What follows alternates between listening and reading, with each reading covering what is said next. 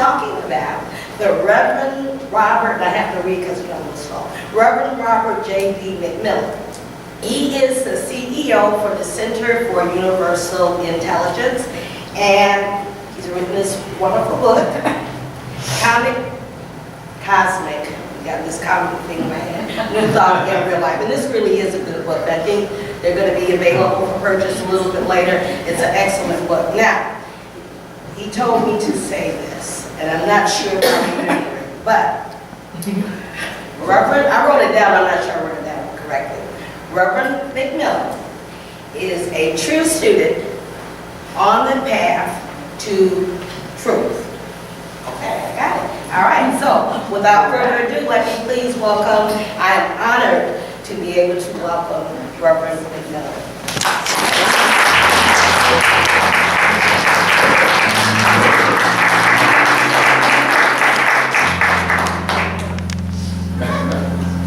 Good morning. Good morning.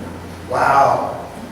Did I choose the right person to introduce me on? Yes. John said, who do you think you are? Please. You know, we know who. Comedy. That is your forte, sir. And when it's real and genuine, then everything that you say is funny. And it was. In a unique and wonder-filled way, yes? Yes. Absolutely. Because that, ladies and gentlemen, is what life is all about. I bless your wonderful leader and my dear friend, the Reverend John Gilmore, in his absence, and the First Lady. And, when we were talking a little bit earlier, I called John, and he said, I was just thinking about you. And I said, what else do you think I called? Of course you were. I knew that. And so I'm calling. Now tell me what I'm calling about. He said, you're speaking on Sunday, the night. I said, of course I am. Because we have it like that. We have it going on. Karis and I drove over a little bit earlier from 6:45, 7-ish this morning from Little Rock, Arkansas. Many of you have heard of it, I understand. A few of you have been there. A couple of Arkansas natives and Arkansans and all of that good stuff in the group. Always good to be amongst home people. And so we were talking about what is it that I was going to talk about. And I said, well, John, you know this is Love Month. This is the month of love, right? And so the thing that I should probably talk about is love. And so as we were driving over this morning, and I don't know if you all knew it, but we had a serious ice storm in Little Rock. They had shared with us that we were only going to get a smidgen. And a smidgen. Do you know what a smidgen is? I did not know. But I now know that because it was only going to come at a certain hour. And so up until that hour, we would be just fine. So everybody planned to be out and do all the things that they had to do and have fun and visit with folks until that hour, right? Maybe a little bit before. Well, let me tell you, it came 2.5 hours before that hour. God does have a sense of humor. Sinning and all of us were out there on the roads trying to do the stuff. I decided, Spirit spoke to me. How many people here ever get hunches? You know, just all of a sudden you feel that you should do something, right? Or say something or call somebody. I got the hunch that I should go a different route home instead of going across the wide 8-lane bridge that leads across into central Little Rock and also into my home in North Little Rock. I decided to go out Broadway, which is 2-lane. Everybody has to know everybody because, you know, you're real comfortable with each other on that little bridge. And it is tight. But let me tell you, that little bridge did not have all of the ice and the snow that the big bridge had. So when I listened and when we listened, then what happens? God, universal impersonal principle, spirit, responds, reacts, and gives us that which we have already said that we want. Did you get that? You got to stay with me on these things. I only have a few minutes. They already told me. John says, don't look, let my people go. In and out of it. I told them you were coming and you were going. I want you to do that. Am I clear? I said, of course, I get it. No problem. He said, no, I mean it. So, I followed the inch of Spirit to do what Spirit said I should do at that time, and God rewarded me by allowing me to get home in normally what would have taken me 15 minutes but took me 2 hours and 20 minutes instead. But when I got home and I looked out, there's a dead-end crossing across the area where I live, and there is where Interstate 40 is. There's no access immediately from there, but I can see it. And traffic on Interstate 40 going to Fort Smith and to Memphis, Tennessee was at a dead standstill. And those people were going to be there for hours. So, ladies and gentlemen, the first thing that I want to do is remind all of us that this thing called universal impersonal principle, that is the God force that is within us, does in fact guide us, but it is up to us to be guided. Does that make sense to anybody but me? Right? So if we really want to do, be, have, move forward, go, grow, and all of those types of things, then we need to make certain that we move according to the direction and the guidance that Spirit has set up for us to move in. I just thought about it, and I guess I should go ahead and start now, huh?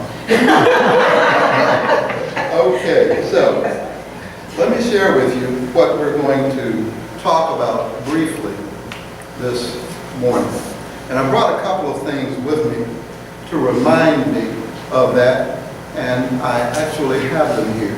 And today, in so much as this is February, which is Love Month, I thought that we would talk about love and life and light and peace and goodness and grace. Isn't that wonderful? Yes. Well, love me while you can. Because I'm going to change that for a moment, because I want to talk to you about a prerequisite to receiving and giving love. All right. And what might that prerequisite be? Well, it's forgiveness. F-O-R-giveness. Forgiveness. In order to receive anything, we have to have given something. That is the way that this cycle of life works for us. Is that right? Yes, it is. So, we mentioned the fact that this is Love Month. This is Valentine's Month. Valentine's Day is coming up. And I must share with you that I wanted to talk about love, but they told me I had to talk about forgiveness. I even reminded them that this is Love Month and that Valentine's Day is just around the corner. They said, so? And your point is? I said, okay, I got it. Because what I have also found is that unless we do that which Spirit says for us to do, at the time the Spirit does tell us to do it, we will be sorry. Yes? Yes. And immediately. Because as we remain on this path, and as we are guided by that beautiful meditation that you did, thank you so much for the healing energy of that oneness that allowed us to just settle down. You know, so often we are running about here and there, and then we remember who it is that we are, but we're already in the middle of running, aren't we? So we have to keep on running. But if we can run, and at the same time we run, see the peace in God that is flowing through everyone that is running with us, we can forgive them for having stepped on our foot, right? And make it okay. So we're talking about forgiveness. See, love, and that's what I wanted to talk about, is sensual and sexy. It's endearing and life-affirming and Forgiveness as well, you know, it brings up memories of things and people that we'd like to forget because we agreed to forgive them. But well, that forgiving part wasn't part of the equation, was it? No. I'll forgive you because they say I have to, but I have a memory like an elephant. And you better believe me on that one. I'll forgive you, but I won't forget it. As a true student and teacher, even I search my current day experiences, friends and family, co-workers and organizations, because I know that if something is showing up in my experience, it is because there is a lesson for me to learn. And I found out that right now and in this present moment, I'm pretty happy. How about you all? Let's do a check right now. Okay, everybody here is pretty happy. A couple of you we're a little concerned about. All right, we'll talk to you later after the service. See me, and we'll see what we can do. I have a happy pill just for you. It is not one of those that you get off the street. Right? It's one of these wonderful books that will share with you what it is that you can say that will bring the happiness back to you. Okay, I love what you were saying a moment ago, and I was over visiting with Karis's mom a day or so ago, 2 days ago, and I wanted to go by because she was challenged by health. Understand that? Understand saying it that way? She was challenged by health, and so I called and I said, listen, ask Mom if she would mind if I came by and just spoke with her for a moment, had prayer, because a while back I learned that when it is that I lay hands on people in certain ways at certain times, that spirit then works through me to do something marvelous for that person that I wasn't even aware of, and then they feel better, right? Isn't that neat? Okay. So when I was about 4 or 5 years of age, my uncle was living with us, and I would go into Uncle's room, and I would say, Uncle Roy, I know you're hurting. So listen, just be quiet, be still for a minute. And I put my hand on his head, and he would say, baby, I feel better. I feel better. Thank you, I appreciate it. But then a lot of times he would say, sweetheart, I don't want for you to do that now because I'm afraid that the misery might get into you. The older folks, those of us that are seasoned like me, we know what that term means. It meant that he thought that whatever it was that was within him was going to then transfer to me. But God's not like that. God just sent somebody to help you out. Can you help a brother out? Yeah. There's a little kid to do that, okay? Because this kid is aware that there's something going on inside of him, and he'll do it, and then he'll go play, right? So I called Karis's mom, and through Karis, and asked her if she would mind if we came over and visited with her a little bit. And I want to piggyback on everything that's being said today, and we're going to get back to forgiveness and love too, because what she also had was a paradigm shift. See, a paradigm shift is a shift in consciousness. I suggested to her as we talked and prayed that if the pain that she had felt before I came in, that if it returned, she said to that pain, now listen, if you keep feeling like that, I'm going to have to call Mr. Robert, and he is going to have to come all the way back over here, and he is just going to knock the hell out of you. And what did she do when I said that? She laughed. She laughed, right? Now, something that happens when we laugh, in addition to what my good friend said here, is that endorphins kick in.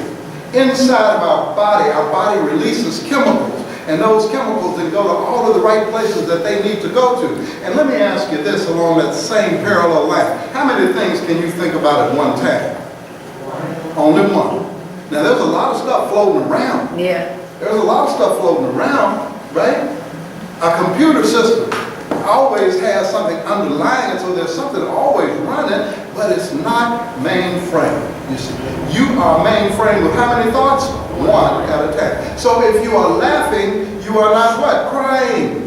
If you are laughing, you are not thinking about the pain. What I did with Miss Mary was to suggest, and she caught it and took it and grabbed a hold of it and held on to it. The fact that she was now laughing and she had forgotten about the pain.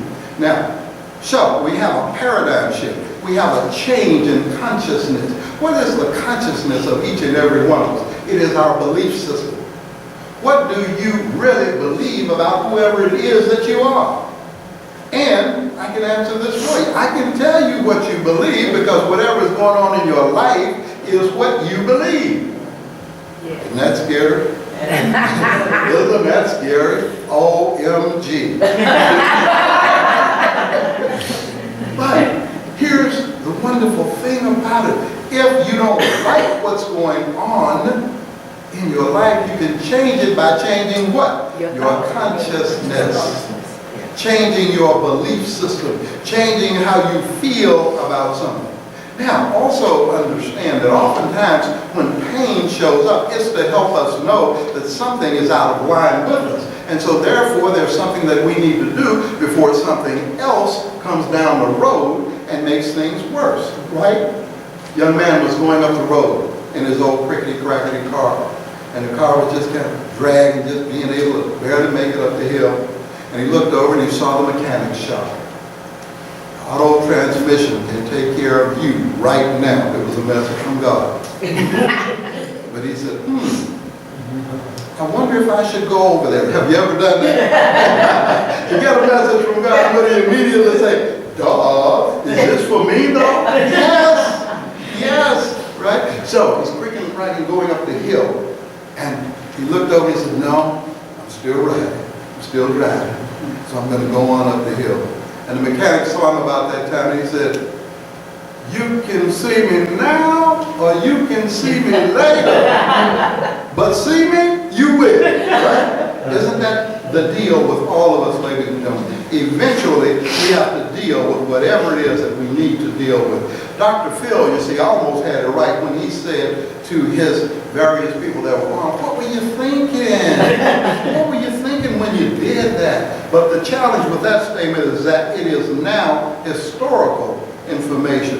It is not in the right now. See, the right question would be, what am I thinking right here and right now about whatever it is that has my attention? Why is that? Because this is, as Robert Schuller, you remember him from the Crystal Cathedral, right? He was known to say, in your hour of power, then you can accomplish whatever it is that you want to accomplish. When we have heard a meditation like the one that we heard, when we have become one with the comedy that we have heard, when we have heard the beautiful music and the wonderful folks that we're standing here singing, how do we feel? We feel like we're ready to go, don't we? That's why we come here, isn't it? Because outside of here, there's hell to pay, isn't it? Right? But we can come to this space and this place and we can get rejuvenated spiritually. And so then coming back to spaces like this, coming to places that will allow us to feel the energy of goodness, to be connected in a community of like-minded people who are saying the same thing and who will remind us of who it is that we are, then allows us to move forward, doesn't it? You all aren't glad you came today. I told him I didn't want to tell y'all all this stuff, but he said, no, you got to go anyway. You got to do it. You got to do it. So what is it that we're talking about? Forgiveness. A prerequisite to receiving and giving love. A prerequisite to receiving and giving love. Scriptures and readings on this subject, Ephesians 4:31 and 32 in the NRSV, says, put away all your bitterness and your wrath and anger and wrangling and slander, together with all malice, and be kind one to another, tenderhearted, forgiving one another as God in Christ, in the Christ principle, in the love force that is within all of us, has forgiven you, and as you have to forgive each other. The Mahabharata says, one should forgive under any injury. It has been said that the continuation of the species is due to humankind being forgiving. Forgiveness is holiness. And my guru, Paramahansa Yogananda, from the Second Coming of Christ in Volume 2 says, in the Lord's Prayer, as it relates to, and forgive us our debts as we forgive our debtors. In that sentence, he says, is expressed the karmic law of cause and effect as applied to human life. So, let's look at this thing, because I recognize that there are many of you who are saying right now, he doesn't know it, but I'm doing the very best I can with what I got. Right? Well, aren't we? In this present moment, we are doing the very best we can with what we have. And when is it that we will then do better? Let me answer that for you. When we know better. Right? Right? A little bit later on today. Right. But when we know better, then we will do better. But until that knowledge comes, what do? You deal with whatever it is. You handle it because you can. I wrote a little affirmation that's in our books and on the sheets that we'll have for you if you're interested after the services. And it's about forgiveness. Forgiveness. And it says, LGHI, I let God handle it as I pray and move my feet in the direction that Spirit is guiding my steps. I let God handle it. Now, that, a friend of mine said to me, one of my ski buddies, he skis, I sit in the chalet, bring the Grand Marnier and look out at how beautiful it is, wait for him to fall. Good combination, I love it, right? But as he said to me, he said, you know, you folks with all this hoopty-doopty stuff, you all think that life is just going to magically come to you or something, and that everything is just going to be fine. I said, no, you misunderstand. What we are doing is saying life is what it is. But that's okay because I have something that can handle it. I can deal with it. I can let God handle it as I pray and move my feet. And at the same time, I recognize that if it is to be whatever it is, then it is up to me through the wonder-working power of the God force that is within me to make it so. Did you get that? Did you get that? That's really important. It is. Took me a long time to understand that one. I said to God, I said, say, what?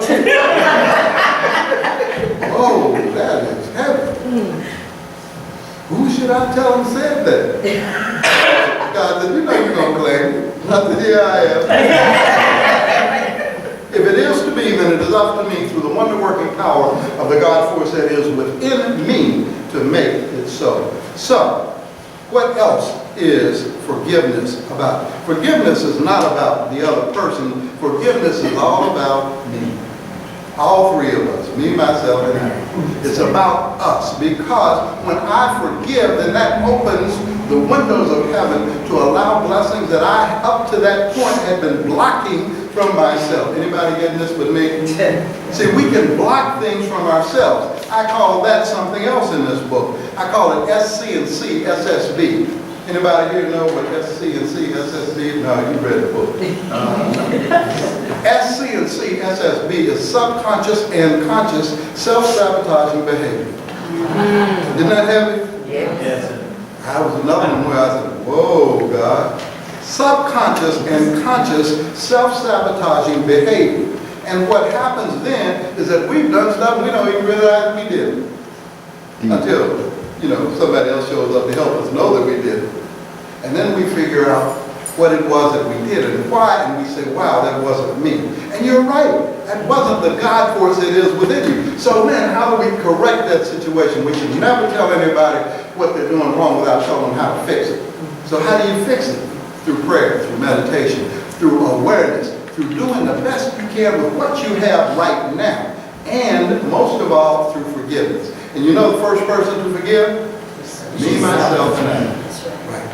If I am able to forgive me, then I can forgive you. Because you are just an extension of me. And now we can join together, we can link, and we can walk romantically down lover's lane to do the things that Spirit, universal and personal principle, has crafted, has created us to do. Not tomorrow, not even later on tonight, but right now. Because where is the moment of power? Where is it? Right now. Right in this moment. In this moment, you are all that you are going to be until the next moment comes. And then because of your experiences, because of the situations and circumstances that are part of your experience, you will become what? Different. That's why I wrote this other one. It says, I am what? A brand new me. I've written a new script and I act a new part. I am what? A brand new me. I'm not going to go through all of it. You all can check it out over at the book stand when you get a chance. But that's what it's all about, folks. Us recognizing and realizing that this force that is within us is supporting us, is undergirding us, is waiting for us all of the time.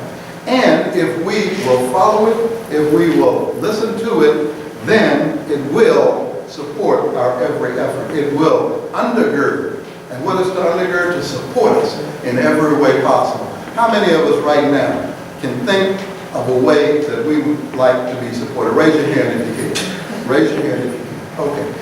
I want for you to know that right now you just got that. You have the answer to that, okay? You have the answer to that. Now, how does it feel to know that you have the answer? It feels great, okay? How else does it feel? Good. Feels what? Liberated, okay? And what else? See, I know a couple of you all very well. Y'all going, I don't know about that. I hear what you're saying, but know that term? Butter up? That's in the psychologist event of the day. Butter up. More people get caught behind butter up and are held back and not allowed to move forward than anything else. So the next time that you catch yourself saying butter up, you say, uh-oh, I'm sorry, baby. Let me just back up here for a moment because I need to regroup and help you and help me in a different way. Does that make sense to anybody but me? See, I know that our world, ladies and gentlemen, and I'm preparing to wrap up, is a little confusing in and of itself. I think of the story of the small-framed Chinese woman who reportedly was mystified by Westerners, and that's very true today. She said, you know what? You Americans, you confuse me. You take water and you boil it for aromatic, wonderful tea. And once it is properly brewed and perfect hot tea, you put ice in it to make it and then you then take that perfect aromatic blend that is naturally bitter by choice. It's bitter by choice, and now it's cold after it was hot. But didn't you put sugar in it? She said, and then, as though that is not quite enough still, you put lemon in it to make it bitter all over. Isn't that what we do? That's right. That's right. So, while we recognize that there are things that we do that just will not make sense to anybody but us, and it doesn't matter whether they make sense or not, we are going to continue to do the harm. And as long as those things don't hurt anybody else, as long as those things are good for both you and everybody else, keep on keeping on. So what have we talked about today? We've talked about forgiveness. Forgiveness, giving in order to get. Forgiveness brings what? It brings renewal and recovery of mind to body and relationships, as stated in a daily word reading a while ago that says, forgiveness brings about divine solutions and the elimination of worry and concern. The 14th chapter of John, which was my granny's favorite verse, says, do not let your hearts be troubled. What does it say? Do not let your heart be troubled. In the version that we were reading at that time, it said, let not your heart be troubled. Some of the more charismatic people in the room that are my age recognize and remember that, don't they? Yes. Let not your heart be troubled. In other words, don't let those folks bother you, baby. It is not worth it. It is not worth it, and you are. So, ladies and gentlemen, as we prepare to take our seat, I want to remind you that love is all about goodness and grace and peace and healing and wholeness. All you have to do is start right where it is that you are. All you have to do is say, today, in this moment, I am a brand new me. And then you can say, as I heard someone say just a moment ago, I believe it was, and so it is.